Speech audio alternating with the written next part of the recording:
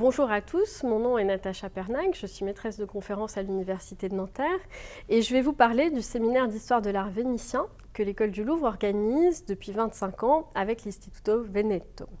Cette année, le séminaire portera du 23 au 29 juin prochain sur les pierres de Venise. Alors, il s'agira pour les participants à la fois de suivre le matin des conférences qui seront prononcées par des historiens de l'architecture, des historiens de la sculpture, des urbanistes, des restaurateurs, des conservateurs de musées, et puis également de participer à des visites l'après-midi, de visites de sites, des visites de musées qui nous permettront d'explorer cette problématique des pierres de Venise.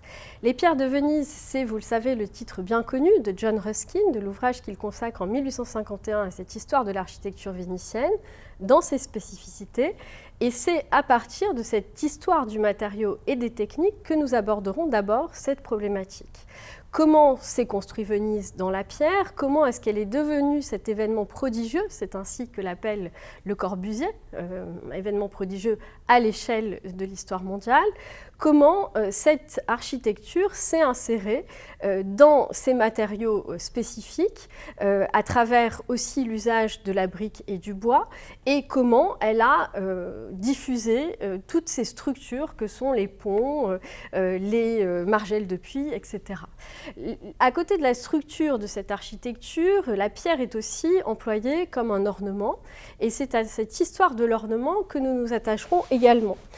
Comment cet ornement polychrome a constitué en soi un style incrusté, c'est ainsi que l'appelle Ruskin.